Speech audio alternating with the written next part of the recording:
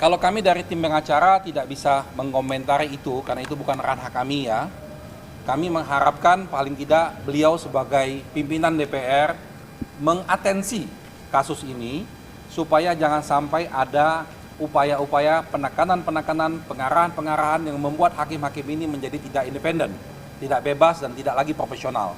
Kami harapkan hanya itu kepada beliau-beliau yang di DPR.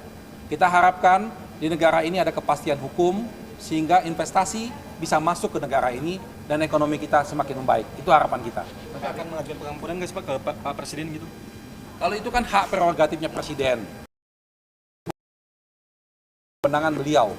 Artinya apakah diajukan atau tidak diajukan itu belum wacananya belum ke sana karena ini masih proses hukum, masih proses banding dan kasasi segala macam.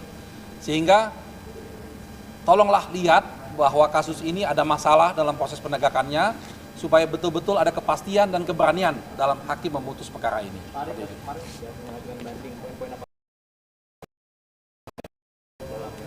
Oh ya, baiklah. Kaitan dengan banding ya. Jadi kami sudah resmi mengajukan pernyataan banding minggu lalu hari Rabu dan kami dalam minggu ini akan menyerahkan memori bandingnya. Nah, dalam memori banding ini karena ini masih yudek fakti, masih bicara tentang fakta, kami akan menyampaikan sekian banyaknya yang fakta-fakta yang diabaikan oleh majelis hakim.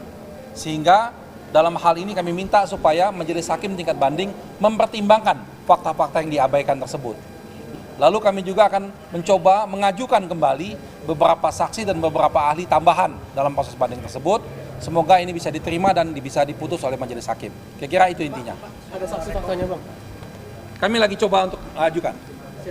Belum bisa kami sampaikan saat ini. Kalau dokumen yang dibawa itu besok ke memori banding seperti apa? Pak? Iya, dokumennya yang tadi saya sampaikan. Jadi kita tetap membahas tentang yudek fakti, tentang fakta-fakta persidangan. Lalu juga ada pembahasan tentang salah penggunaan teori. Teori yang digunakan oleh majelis hakim itu salah fatal. Teori kondisi sine qua non itu teori yang sudah tidak berlaku lagi dan tidak boleh digunakan. Bahkan ahli sudah menjelaskan di persidangan, tetapi kemarin masih digunakan oleh majelis hakim. Sehingga ini bisa membahayakan terhadap proses penegakan dan kepastian hukum kita. Oleh karena itu kami minta supaya majelis hakim di tingkat banding bisa mengkoreksi tentang penerapan teori ini. Pak, soal rekomendasi TPPU dari hakim untuk mengusut di ranah kami ya, artinya silakan saja dilihat karena kami tidak ada yang perlu kita khawatirkan pada proses ini. Kami dengan pihak keluarga tidak mengkhawatirkan apapun dalam proses ini. Karena kami berkeyakinan tidak ada kejahatan yang dilakukan oleh Nadiem Anwar Makarim.